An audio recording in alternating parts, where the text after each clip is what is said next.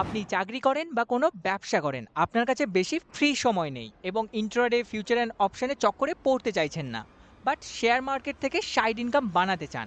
এটা করার জন্য সবচেয়ে বেস্ট অপশন হলো সুইং ট্রেডিং করা। সুইং ট্রেডিং এর বেনিফিট কি? First, almost risk free. আমরা যেভাবে সুইং ট্রেডিং করি এটা অলমোস্ট রিস্ক ফ্রি বললেই চলে। 2 নম্বর, less time required. Intraday trading বা ফিউচার অ্যান্ড অপশন ট্রেডিং করতে গেলে আমাদের সারাদিন চার্ট নিয়ে বসে থাকতে হবে, মার্কেটের সাথে পড়ে থাকতে হবে।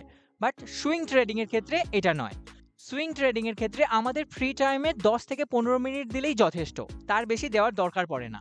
3 নম্বর, যে কেউই সুইং ট্রেডিং করতে পারে, বাচ্চা হোক, বড় হোক, ছেলে হোক, মেয়ে হোক, বা কেউ চাকরি করে হোক বা কেউ বিজনেস করে, সবাই সুইং ট্রেডিং করতে পারে। এবারে আমরা দেখি সুইং ট্রেডিং এর অ্যাকচুয়াল মানে কি। যে কোনো ট্রেডিং এর একটাই উদ্দেশ্য, কি?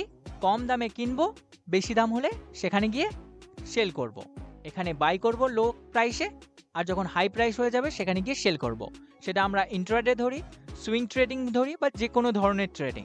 সুইং ট্রেডিং এর ক্ষেত্রেও আমরা সেই একই জিনিস করব, কম দামে কিনবো এবং বেশি দামে বিক্রি করব। তাহলে সুইং ট্রেডিং আর ইন্ট্রাডে ট্রেডিং এর মধ্যে মেন পার্থক্য কোথায়? ইন্ট্রাডে ট্রেডিং এর ক্ষেত্রে আমাদের দিনের দিন যা করার করতে হয়, মানে যেদিন আমরা কিনবো সেদিন আমাদের বিক্রি করতে হবে। বাট সুইং ট্রেডিং এর ক্ষেত্রে আমরা আজ কিনে একদিন পরে বিক্রি করতে পারি, 1 মাস পরে বিক্রি করতে পারি, বা 1 বছর পরে বিক্রি করতে পারি। সুইং ট্রেডিং এর ক্ষেত্রে আমাদের যে হোল্ডিং পিরিয়ড, মানে একটা শেয়ার কিনে আমাদের কাছে কতদিন রাখছি, এটাকে হোল্ডিং পিরিয়ড বলা হয়। এটা হচ্ছে কয়েক দিন থেকে কয়েক মাস পর্যন্ত যেতে পারে। কখনো কখনো আমাদের হোল্ডিং পিরিয়ড 1 বছরের বেশিও হয়ে যেতে পারে। তো এখানে একটা প্রশ্ন আসতে পারে স্বাভাবিকভাবে, যে আমাদের হোল্ডিং পিরিয়ড যদি 1 বছরের বেশিই হয়, তাহলে এটা তো ট্রেডিং থাকলো না, এটা ইনভেস্টিং হয়ে গেল। না, এখানে কেন? আমরা ট্রেডিং সেই জিনিসকেই বলি যখন আমরা আগে থেকেই জানি আমরা কখন বিক্রি করব। মানে ধরুন আমরা কোনো একটা শেয়ারকে এই জায়গায় কিনছি এবং আমরা অলরেডি জানি এখানে শেয়ার প্রাইস গেলে আমরা এখানে বিক্রি করব। তো এটা হচ্ছে ট্রেডিং। সেটার হোল্ডিং পিরিয়ড 1 বছর হোক বা 2 বছর, আমরা যদি আগে থেকেই জানি যে এখান থেকে আমরা কিনছি এবং এখানে শেয়ার প্রাইস গেলে আমরা বিক্রি করব, এটা হচ্ছে ট্রেডিং। আর ইনভেস্টিং এর ক্ষেত্রে কি হয়? ইনভেস্টিং এর ক্ষেত্রে আমাদের কাছে কিছু টাকা আছে এবং আমরা দেখছি একটা কোম্পানি ভালো পারফর্ম করতে পারে 10-15 বছরের মধ্যে। তখন আমরা কি করছি? আমরা টাকা ইনভেস্ট করছি 10-15 বছরের জন্য, এবং আমরা আগে থেকে ডিসাইড করিনি যে কোনখানে গেলে আমরা সেল করব। তো যখন আমরা আগে থেকেই আমাদের সেলিং পয়েন্ট জানি, সেটা আমাদের স্ট্র্যাটেজি অনুযায়ী হোক বা মার্কেট যদি আমাদের সিগন্যাল দেয় সেল করার, সেটা হচ্ছে ট্রেডিং। আর যখন আমরা জাস্ট ইনভেস্ট করছি বাট সেলিং এর কোনো প্ল্যান নেই, সেটাকে ইনভেস্টিং বলা হয়। আর ইন্ট্রাডে ট্রেডিং করতে গেলে আমরা টেকনিক্যাল অ্যানালাইসিসের ওপর ফোকাস করি এবং তার ওপর সম্পূর্ণ ডিপেন্ড করি। আর অন্যদিকে ইনভেস্টিং করতে গেলে আমরা কোম্পানির ফান্ডামেন্টালের ওপর নজর রাখি, ফান্ডামেন্টালের ওপর ডিপেন্ড করি। বাট সুইং ট্রেডিং এর ক্ষেত্রে আমরা যেটা করি সেটা হলো ফান্ডামেন্টাল এবং টেকনিক্যাল অ্যানালাইসিসকে একসাথে কম্বাইন করে ভালো কোম্পানিকে টেকনিক্যাল অ্যানালাইসিসের মাধ্যমে কম দামে কিনি, এবং টেকনিক্যাল অ্যানালাইসিসের মাধ্যমে আমাদের যে টার্গেটটা বেরিয়ে আসে সেই টার্গেট এসে গেলে আমরা বিক্রি করে দিই।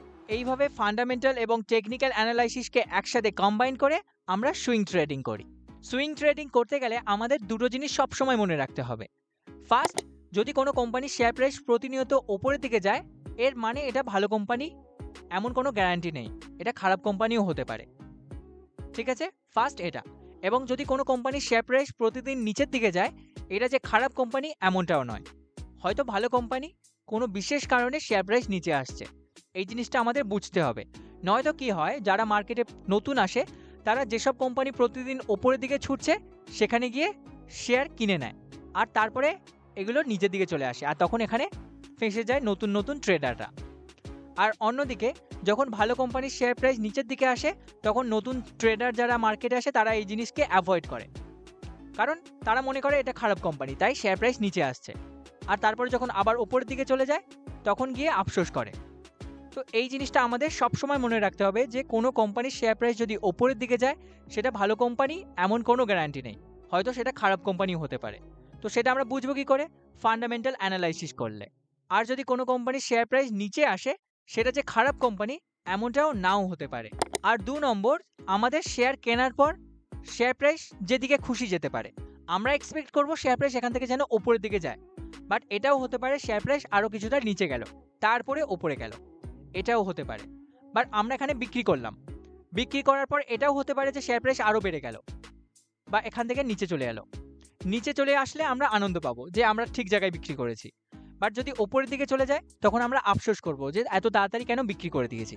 তো আমরা এই দুটো জিনিস থেকে বাঁচার চেষ্টা করব যে আমাদের কেনার পর বা বিক্রি করার পর যা খুশি হতে পারে আমরা সেটা নিয়ে আফসোস করব না। আমরা আমাদের সিস্টেমকে মেনে চলবো।